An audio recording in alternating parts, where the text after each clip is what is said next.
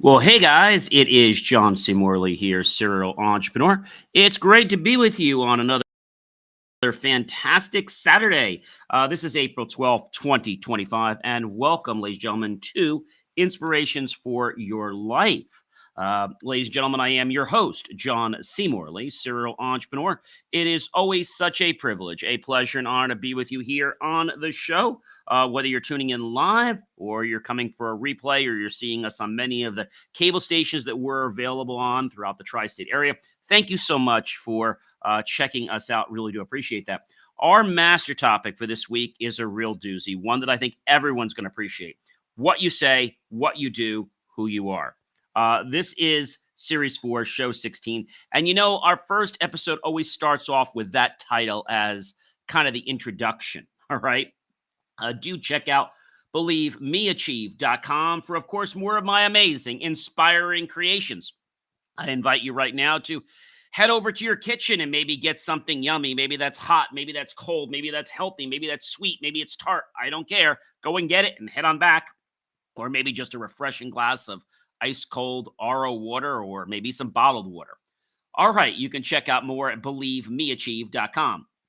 I'm not only a serial entrepreneur, but I'm also a podcast host and also a podcast coach. It is so welcoming to have everyone here with me on the show today. Thank you so much for joining me. Really do appreciate that here. We've got a lot of great stuff to share with you. So today I'm going to be tackling something that might seem simple, but is incredibly powerful. It's transparency. When practiced, transparency becomes the foundation for trust, understanding, and long-term success. It's not about oversharing. It's about being real. It's about being clear and aligned in what we say and what we do. So we'll dive into 10 transformative ways that transparency can give you the upper hand in leadership, relationships, and life. Many businesses try to be transparent. Many colleges try to be transparent. Many hospitals try to be transparent, and they do a great job in their marketing of saying they want to be transparent. But you know what? At the end of the day, they're not. And when you confront them with it and say, hey, and they say, yeah, we know, we're trying. It's so hard. I get that it's so hard, guys. I get it. But you have to be willing to adapt. That is the most important thing. Okay. So let's kick this off. Number one, transparency creates psychological safety. Psychological safety is one of the most important aspects of a thriving environment, whether at work or in friendships or in personal development. When transparency is the norm, people feel less afraid to express themselves. They know they won't be judged, ridiculed, or punished for asking questions, sharing concerns, or even making mistakes. Transparency focuses on fostering emotional freedom, encouraging collaboration, and of course, creativity. When people feel safe, they show up fully, bringing ideas, feedback. All right. I think that's a real important one is they bring that feedback and their authentic selves into whatever space they're in. All right. So there is obviously the conundrum of being transparent, being respectable, right? And fitting in. So that can be hard for a lot of people. For example, sometimes you would expect that you're being transparent, but maybe your staff doesn't believe you, or maybe the people that you're under think that they're being transparent when really they're not. Number two, people trust what they understand. This is really key. People trust what they understand. Confusion breeds doubt. When people don't fully understand something, their natural reaction is to question everything or to worsen it, mistrust it. Transparency closes that gap by clearly explaining your reasoning, your intentions, or your process. You invite others to feel included and respected. This understanding forms the roots of trust because people tend to support what they understand. If you want commitment and connection, clarity is your best strategy. Number three, Honest communication reduces confusion and, of course, rumors. When communication is unclear, cloudy, or absent, people will feel in a blank, and usually with assumptions that lean toward negativity. This is how gossip, rumors, and resentment and hearsay begin to fester.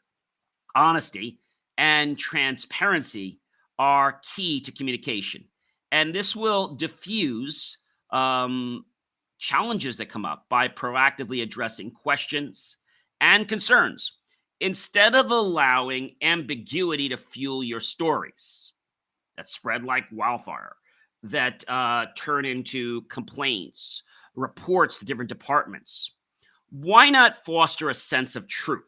The kind of leadership like this will build confidence and respect over time. Number four, openness encourages accountability. Openness encourages accountability. When leaders are transparent about expectations, their goals, their aspirations, and their outcomes, it encourages everyone to take ownership of their roles. No one can hide behind excuses when the standards are visible and fair. Openness creates a level playing field where feedback flows freely and improvement is a shared responsibility. This isn't about blame, it's about owning both the wins and the lessons. Accountability thrives when everyone knows the rules and sees the full picture. I think that's a big key for everyone, especially, whether you're trying to explain something.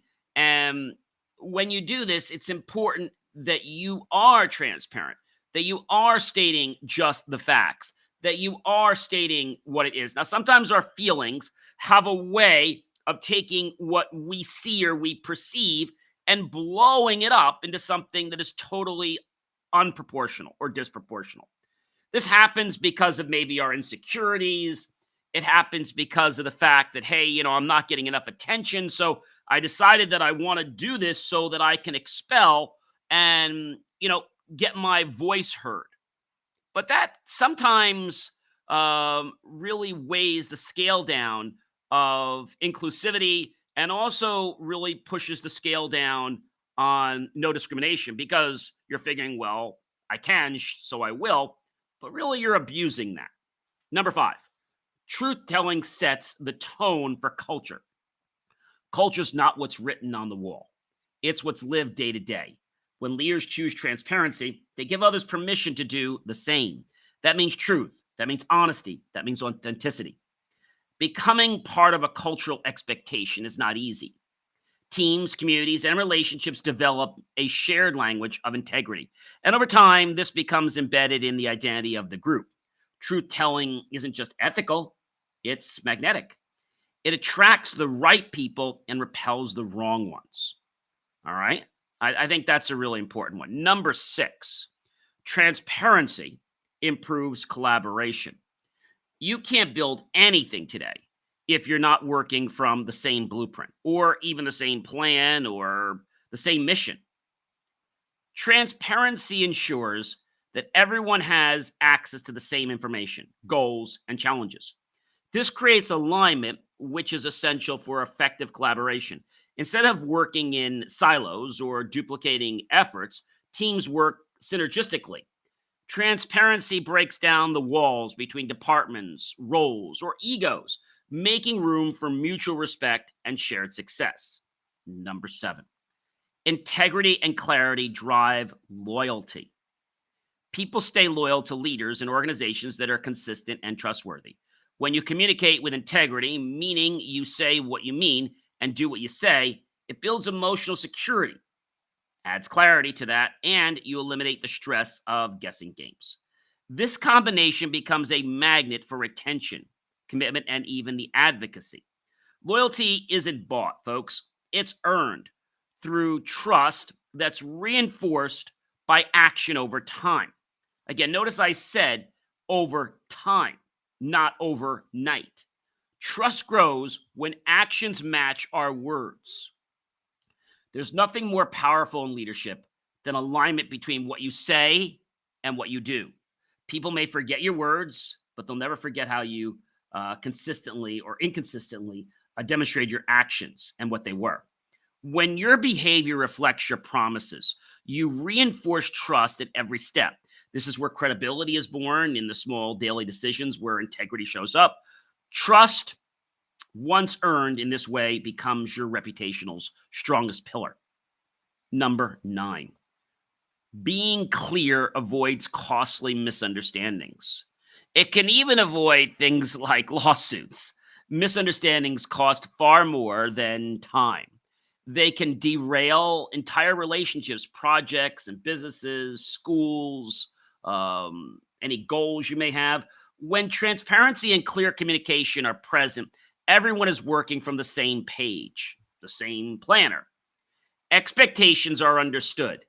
Deadlines are realistic. Roles are defined. Transparency avoids misalignment that leads to mistakes, inefficiency, or even conflict.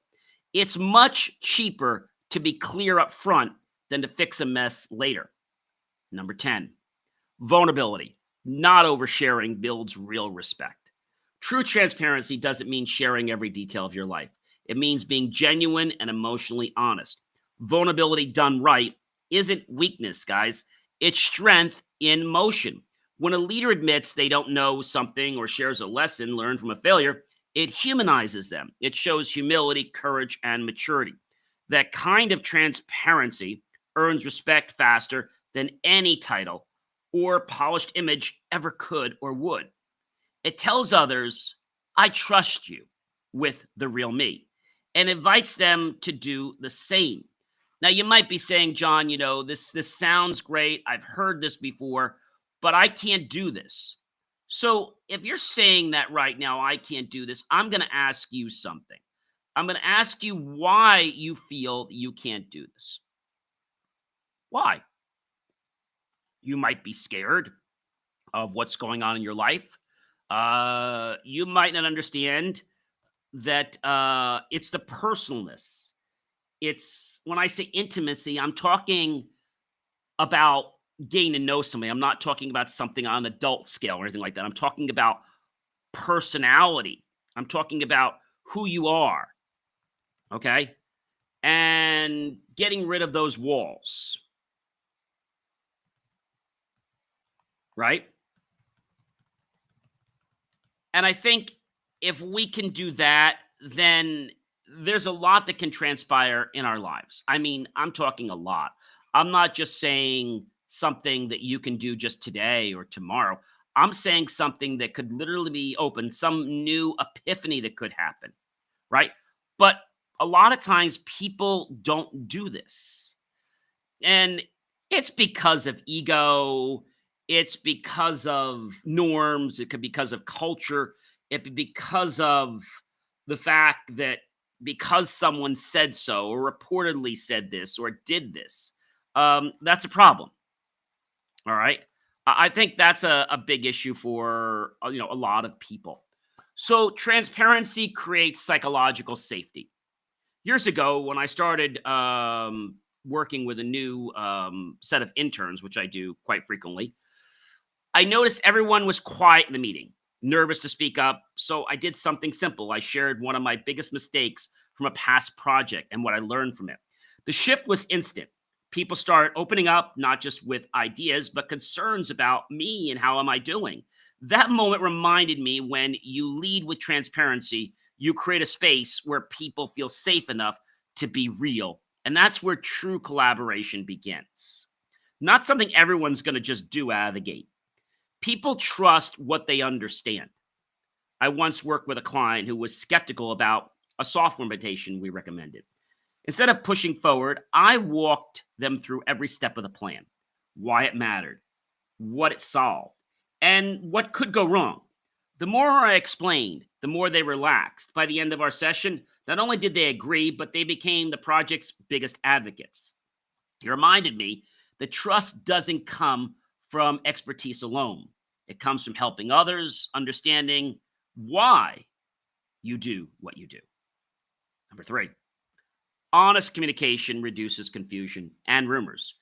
At one company that I own a few staff members were worried about layoffs during the COVID time coming up, just because someone saw There was a lot of companies laying off. They got panicky.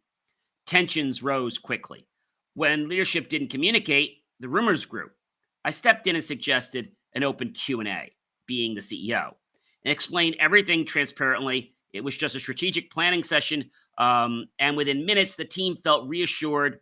I saw firsthand how one honest conversation can erase weeks of worry. And you know what I got? I got one of the most productive weeks I ever did from that company in many, many years. Why? Because I was more transparent than I ever was. Now, I always am transparent, but in this type of adversity situation, which again was happening because of the pandemic and everything he said, she said, I needed to put people's minds at rest. And what I told them is, I can't promise you that no one will ever be let go from the company, but I can tell you that they're not going to be let go at this time because of something happening with the pandemic. If you do the wrong thing and we explain to you that something is wrong and you don't fix it after a few attempts, we're going to let you go. But we're also going to help you understand what it is that's going to make the difference and how you could be better, because we want everything to be a teachable moment. People felt really good about that. Openness encourages accountability. Number 4, I led a project where everyone had their roles, but deadlines kept like shifting and slipping. Different teams got lax. I realized I hadn't clearly shared the full timeline or how each person's task impacted others. Once I laid it all out into a PowerPoint presentation and I gave everyone a very detailed document, and as well published it on our hyper server so they could go link to it if things changed. Our goals, our dependencies, and expected outcomes were realized, and people took more responsibility. The transparency sparked a new level of accountability, not from pressure, but from understanding that every cog in the wheel is important for the next step. Everyone could now see how their part mattered to the whole. Because I think sometimes when you do a project, it's like, well, what is this going to matter? Like if it's a day late, well, you not having that on this day could upset the next step and the next step. And before you know it, we could be a whole month behind on the project. Number 5, truth telling sets the tone for culture. In another one of my businesses, we had a situation where a vendor made a mistake that cost us a lot of money. I could have blamed them privately, but instead I shared the whole incident with my team. I owned my part too. I said, we're not 100% not guilty here. It wasn't about finger pointing. It was about learning. That moment changed our culture. People felt empowered to admit mistakes and solve problems without fear. From that point on, honestly, wasn't just about getting encouraged. It became our standard going forward. And also, we were learning to anticipate that vendors could screw up. They could mess things up. But we needed to have a backup plan, not because we had to, but because we wanted to. And we knew how that impacted everyone in the work schedule. So we didn't want to cause that stress again. And people were all on board to help us. Number 6, transparency improves collaboration. While managing a multi-department rollout, I noticed the teams were syncing, not the way I expected. Sales didn't know what IT was doing, and operations felt left out. I created a shared dashboard electronically where everyone could see updates, roadblocks, and progresses that were being made. Almost overnight, collaboration improved 150%. When people had access to the same information, it stopped being us versus them and became all of us together. And, well, what do we need? And what does Joe need? And what does Mark need? And how is that piece? And how is my piece going to affect IT? And how is her piece going to affect marketing? And that's the power of transparent systems. I want to talk about something that's important, which is integrity and clarity. See, driving loyalty is important. And a long-term client once told me, we've stuck with you because we always knew where we stand. That hit me hard. Over the years, it made it a point in my mind to always be honest. And even when things weren't going as planned, I never sugarcoated timelines or hit obstacles. That level of integrity and clarity earned their loyalty in a way of flashy marketing that many companies have. We have a very successful marketing advertising company and video production company because we tell people the truth. We under promise and we over deliver. People a lot of times say to me, "Hey, John, I could go to XYZ and we'll get it done this week." I said, "Yes, you could." But I'm telling you that it's not going to happen. A lot of times we had people that actually did that for one project. They left us. And then when they realized that what they told them was not only off by a day or two, but was off by like weeks. And when we rolled the next project out for them, not only were we under the deadline, we were under by several days. One time we were at our deadline and people were like, "Wow, you're better than what you said." I said, "Yes, we always underpromise and we always overdeliver. I don't want to set your expectations that we're going to deliver exactly on that date, but we're going to do our best." Trust grows when action matches words. Number 8. I once promised a not prof for profit. I donate a portion of proceeds from a campaign. Even though the numbers didn't hit what I had hoped, I followed through on the full donation. They were surprised, but very grateful. They told others, and that trust led to more opportunities down the road. It was a lesson I'll never forget. Your words are only as good as the actions that back them. And people remember who shows up, not just who speaks up. Number 9, being clear avoids costly misunderstandings. During a tech deployment, I once gave some vague instructions about a client setup. What I thought was clear turned into a week-long delay and extra costs. That mistake taught me to be crystal clear from the start. Even if people didn't understand the whole process, I realized from the get-go that I need to explain at least a higher level overview of all the steps. Ever since then, I over-communicate expectations, timelines, and deliverables, and we are definitely, let's say, well under those, which is within standards. It might take longer up front, but it saves headaches and money later on. Clarity is the best investment in any project you ever could have. Number 10, vulnerability, not oversharing. It builds real respect. I was mentoring a young entrepreneur who thought leaders had to have all the answers. I told him a story about a time I failed badly and how I humbled myself and made it better. He looked shocked at the first sight and then said, quote, "I thought I was the only one struggling," quote. That one moment built a deeper bond than 100 pep talks ever could. Vulnerability isn't weakness. It's the gateway to trust, respect, and real human confidence of a connection. That's powerful.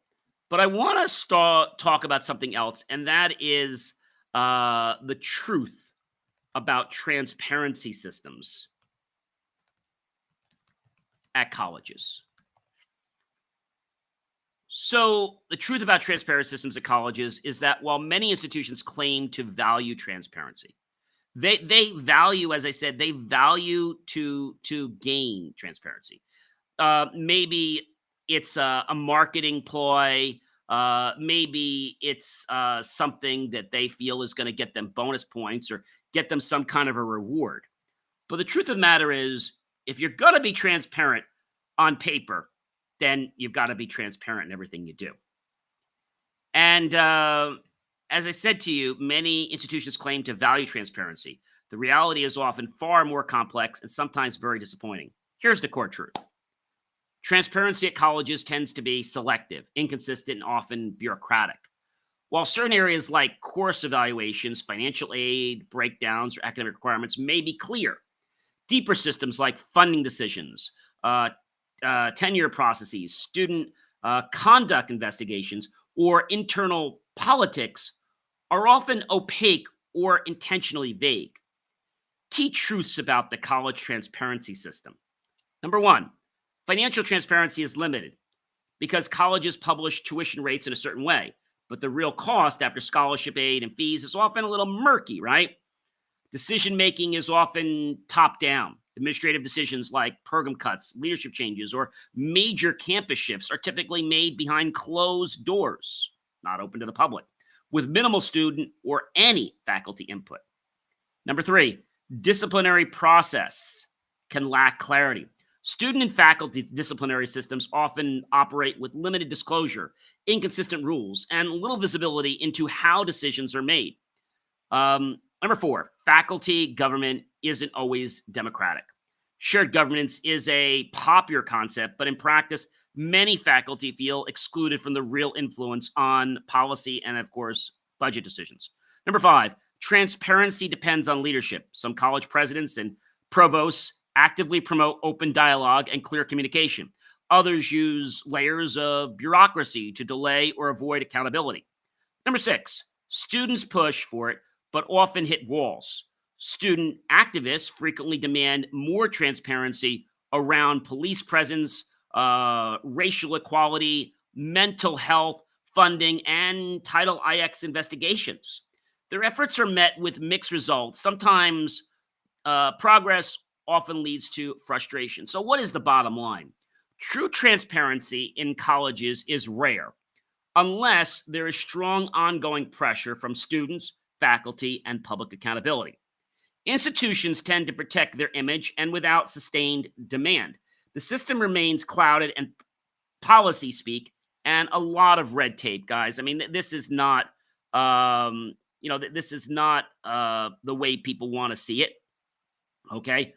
But it can be a problem and it can frustrate faculty. It can frustrate students. Okay. And the thing I want to say here is that many times, whether you're talking about a college, a high school, although it doesn't seem to happen so much at high schools or even, let's say, grammar schools, more in the college world because you're like in your own world, right? Some people are at dorms, there's commuters, there's lots of moving parts at a college. And I think sometimes, they get put under a lot of pressure. And this pressure happens because of a threat maybe a student made, a threat a teacher made, or maybe being called on the fact that they feel they're being, in a state, discriminatory. But they try to do the right thing. They try to respond to complaints. They try to do everything to the best of their knowledge. What can they do to be better? I think being more open with how they handle things and getting away from the generic cookie cutter process. Also, when complaints come in, maybe it comes down to something like, hey, I get it, but, we really should maybe check this out first before we start making this like a complaint. I get they have to research it and I get why they have to respond, but I think some students just do it because they want extra attention. Ladies and gentlemen, I am John C. Morley, serial entrepreneur. It's always a privilege, pleasure, and honor to be with you here on the amazing Inspirations for Your Life show. Please do check out BelieveMeAchieve.com for my amazing, of course, inspiring creations. I'll catch you guys real soon.